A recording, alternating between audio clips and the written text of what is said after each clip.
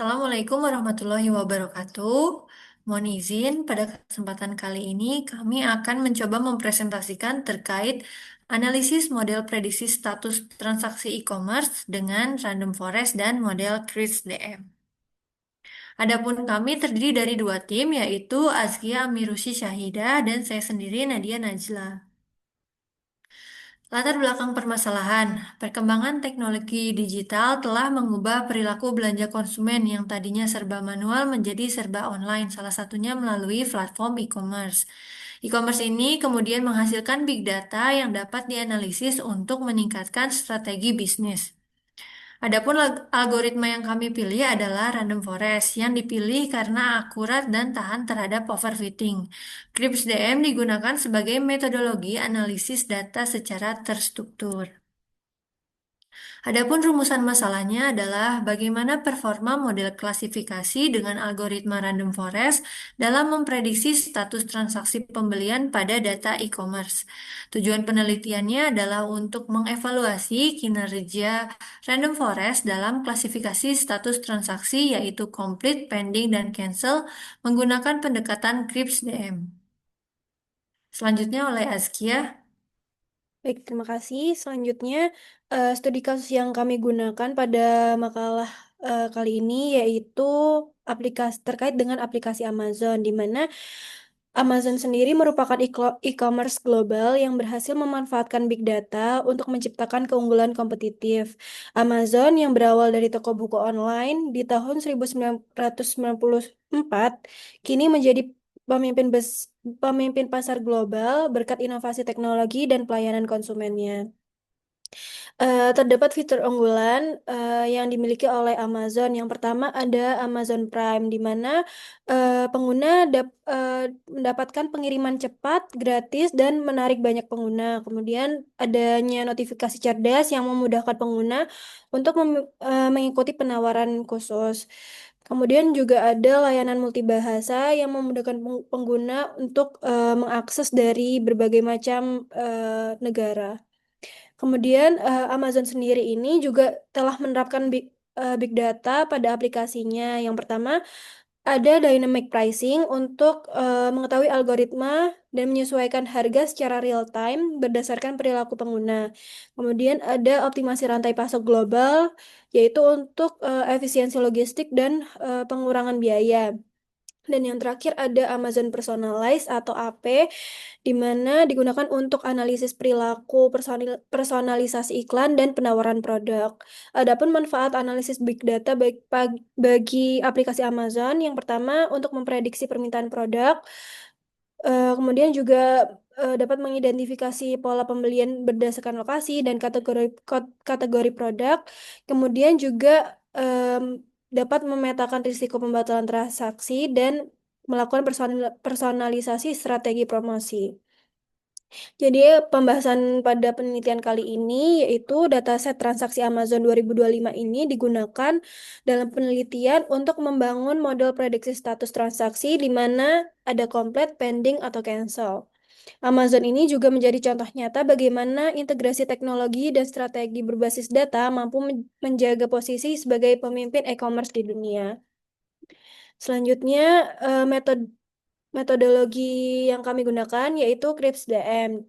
Menurut Febrianto 2020, CRISP DM atau Cross Industry Standard Process for Data Mining merupakan suatu metode analisis yang dapat digunakan perusahaan dalam melakukan proses analisis strategi pemecahan masalah dari bisnis, di mana metodologi ini terdapat beberapa fase. Yang pertama yaitu business understanding, yang terdiri dari determine business objective, assess situation, determine data mining goals, dan produce project plan. Kemudian fase yang kedua yaitu data understanding, yang terdiri dari collect initial data, describe data, explore data, dan verify data quality. Kemudian fase yang ketiga yaitu data preparation, yang terdiri dari select data, clean data, construct data, integrate data, dan format data. Kemudian fase yang keempat ada modeling, yang terdiri dari select modeling teknik, generate test design, build model, dan assess model. Kemudian fase yang kelima adalah evaluation, yang terdiri dari evaluate result, review proses, dan determine next step. Dan fase yang terakhir adalah fase deployment, di mana terdiri dari plan deployment, plan monitoring and maintenance, kemudian produce final report, dan review project. Kemudian berikut merupakan tahapan data mining yang kami lakukan menggunakan Rapid Miner, di mana untuk data preparation sendiri kami menggunakan operator read CSV, select attributes, set role, nominal to numerical, dan split data. Sedangkan untuk operator dari modeling yaitu kami menggunakan random forest dan apply model. Kemudian untuk operator dari evaluation kami menggunakan performance. Selanjutnya terkait dengan business understanding. Jadi business understanding ini merupakan tahap awalan atau fase pertama yang digunakan untuk memahami tujuan bisnis secara menyeluruh dan merumuskannya ke dalam permasalahan yang dilakukan melalui data mining. Terdapat beberapa hal yang perlu diperhatikan dalam dataset makalah ini, di antaranya yang pertama yaitu terkait dengan dataset Amazon, yang mana kami gunakan dalam pembahasan ini merupakan data publik yang diunduh dari kaggle.com. Kemudian adanya keterbatasan data terhadap informasi penjualan yang dapat berpengaruh terhadap bias waktu. Oleh karena itu, analisis pada penelitian kali ini hanya terbatas pada tren dan pola rentang waktu yang terdapat pada dataset. Kemudian yang ketiga terdapat terkait dengan faktor eksternal.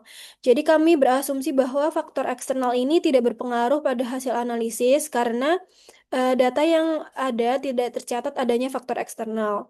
Kemudian yang selanjutnya adanya terkait dengan data penjualan. Jadi data Amazon ini belum memiliki kejelasan terkait variabel yang relevan untuk dimasukkan ke dalam model prediksi status penjualannya. Dan yang terakhir terkait dengan kajian pemodelan, di mana perlu dilakukan kajian mengenai penerapan model yang akan digunakan dalam menggali informasi untuk menunjang proses pengambilan keputusan bisnis. Selanjutnya dijelaskan oleh Kak Najla. Terima kasih. Terkait dengan data understanding, jadi menurut Weir dan Heap tahun 2000, untuk prosesnya sendiri terdiri dari mengumpulkan data awal, mendeskripsikan data, mengeksplorasi data, dan memverifikasi kualitas data. Adapun tujuannya adalah untuk mengidentifikasi potensi permasalahan, outlier, kemudian pemodelan yang dapat dimanfaatkan untuk proses modeling selanjutnya. Dengan begitu, akan didapatkan pemahaman yang memadai sehingga dapat mengurangi risiko pengambilan keputusan yang tidak tepat dalam bisnis. Adapun jumlah data pada dataset yang kami gunakan terdiri dari 11 kolom dan 250 baris data dengan label berupa atribut status yang berupa tipe data nominal. Bisa dilihat di sini ada 11 nama atribut dan 3 tipe data, yaitu nominal, tanggal, dan numerik. Berikut adalah deskripsi dari setiap atribut. Nah, kemudian kami melakukan distribusi awal dan hasilnya mengindikasikan bahwa distribusi kelasnya ini cukup seimbang sehingga metrik akurasi dapat digunakan sebagai indikator utama evaluasi model. Namun, metrik tambahan seperti precision dan recall tetap dapat digunakan untuk memperlihatkan kinerja model di tiap kelas. Nah, kami juga melakukan eksperimen awal dengan Microsoft Excel untuk menguji data, dan berdasarkan hasil eksplorasi awal tersebut dapat disimpulkan bahwa data yang tersedia telah memberikan gambaran yang cukup menyeluruh mengenai pola transaksi pada e-commerce sehingga dapat dimanfaatkan dalam proses pemodelan prediktif guna mendukung keputusan bisnis yang lebih akurat. Selanjutnya oleh Askia. Terima kasih untuk fase selanjutnya yaitu data preparation. Di mana menurut Pramana 2023, data preparation ini digunakan untuk mempersiapkan dataset yang digunakan untuk fase selanjutnya, yakni diawali dengan data mentah. Yang kami melakukan data preparation yang pertama dengan import data. Jadi kami menggunakan operator read CSV ini yang kemudian dilakukan pemeriksaan terhadap keberadaan data yang kosong, kesalahan data, atau permasalahan lain yang mungkin terjadi. Kemudian yang kedua, kami melakukan seleksi atribut, di mana pada dataset penjualan Amazon, atribut target yang diprediksi adalah status yang terdiri dari kategori cancel, pending, atau complete. Kemudian atribut order ID tidak digunakan karena dia tidak memiliki nilai pola atau numerik. Jadi atribut yang digunakan antara lain yaitu kategori, customer location, customer name, payment method, dan produk. Karena atribut ini dianggap berpengaruh terhadap total penjualan, pola pembelian, dan jenis transaksi. Kemudian yang terakhir adalah terkait dengan proses pembagian dataset, di mana kami membagi menjadi dua. Yang pertama data training sebesar 80% yang digunakan untuk membangun model, dan data testing sebesar 20% untuk menguji keakuratan model. Jadi menurut Fitria dan Febriadi 2025, pembagian secara acak ini digunakan untuk menjaga distribusi data tetap representatif. Selanjutnya akan dijelaskan oleh Kak Najla. Tahap selanjutnya adalah tahap modeling. Jadi, tahap modeling dalam proses data mining ini bertujuan untuk membentuk suatu model prediktif yang telah melalui tahapan pre-processing. Dalam penelitian ini, pemodelan dilakukan dengan menggunakan rapid miner dengan algoritma utama berupa random forest. Nah, kenapa sih memilih random forest? Jadi, menurut Brayman tahun 2001, menyatakan bahwa seiring dengan bertambahnya jumlah pohon dalam random forest, kesalahan generalisasi justru konvergen dan tidak meningkat sehingga hal ini menegaskan stabilitas dan keandalan algoritma ini. Selain itu, algoritma random forest juga dipilih karena menunjukkan performa unggul pada dataset dengan banyak variabel dan multikolinialitas, serta tahan terhadap overfitting berdasarkan Scornet et al. Tahun 2015 dan Belgiu dan Dragut tahun 2016. Nah, pada eksperimen pertama dilakukan dengan menyetel parameter maksimum depth pada nilai min 1 yang berarti infinity atau tidak ada batasan kedalaman pohon keputusan. Hasilnya menunjukkan akurasi 100% yang tampak terlalu sempurna. Hal ini menunjukkan kemungkinan datanya false positif atau overfitting. Kami kemudian melakukan setup parameter di number of tree-nya 100, kriterianya gain ratio, dan maksimal depth-nya dibuat default atau auto sebesar 10. Nah, besaran maksimal depth ini dipilih agar struktur pohon dalam random forest tidak terlalu dalam dan tetap dapat menangkap pola yang signifikan. Nah, dalam pembangunan model prediksi, kami telah memilih beberapa operator dan salah satu yang cukup berperan terhadap performa model adalah nominal to numerical. Jadi, beberapa fitur di performance ini merupakan matriks regresi seperti RMSE yang membutuhkan input numerik. Dengan adanya atribut nominal to numerical, ini data nominal kemudian diubah sebagai input numerik untuk proses komputasi algoritma random forest. Nah, operator ini melakukan encoding agar data kategorikal dapat digunakan dalam model. Transformasi ini krusial untuk menghindari error pada saat pemodelan dan untuk meningkatkan performa model. Han et al. 2012. Selanjutnya oleh Askia. Baik, pada fase selanjutnya yaitu fase evaluation, di mana hasil dari model tersebut terdapat akurasi sebesar 95,5%. Artinya, 95,5% ini dari seluruh prediksi model dinyatakan benar. Ini merupakan ukuran umum dari kinerja model secara keseluruhan. Kemudian terdapat confusion matrix, di mana ada 58 prediksi cancelled yang benar, 64 cancelled 64 pending yang benar, dan 69 prediksi komplit yang benar. Namun terdapat juga kesalahan prediksi di mana terdapat satu pending yang diprediksi cancelled, satu cancelled yang diprediksi pending, satu komplit yang diprediksi pending, kemudian 3 cancelled yang diprediksi komplit, dan 3 pending yang diprediksi komplit. Artinya, model model ini berhasil memprediksi sebagian besar data dengan tepat. Meskipun ada sedikit kesalahan klasifikasi, nilainya ini cukup kecil dan tidak signifikan terhadap kinerja keseluruhan. Kemudian terkait dengan precision per class, jadi ada 98,31% cancelled, yaitu artinya dari semua yang diprediksi cancelled, 98,31% ini memang benar-benar cancelled. Kemudian pending sebesar 96,97% dan komplit sebesar 92,9%. 92%. Jadi precision per kelas ini tujuannya adalah untuk mengukur seberapa akurat model saat memprediksi suatu kelas. Kemudian terkait dengan recall, recall sendiri ini terdapat besaran 93,55% untuk cancelled, yaitu artinya dari semua data yang benar-benar cancelled, 93,55% ini berhasil dikenali. Kemudian terkait dengan pendingnya, yaitu sebesar 94,12% dan complete sebesar 98,57%, di mana recall ini tujuannya yaitu untuk mengukur seberapa baik model mengenali data dari masing-masing kelas. Selanjutnya, hasil selanjutnya yaitu classification error, di mana terdapat 4,5% dari total data classification dinyatakan salah oleh model. Jadi kesimpulan yang kami dapatkan, model model memiliki akurasi sebesar 95,5%. Artinya, dari 200 data yang diuji, sebanyak 191 data berhasil diprediksi dengan benar. Nah, angka ini itu menunjukkan bahwa model memiliki kemampuan prediksi yang sangat baik dan dapat mengenali pola dalam data secara akurat. Model ini juga cocok digunakan untuk klasifikasi multi-kelas karena dia mampu mengidentifikasi status transaksi secara konsisten. Kemudian terkait dengan classification error, yang dinilai 4,5% menunjukkan bahwa hanya 9 data dari 200 data yang diprediksi salah oleh model.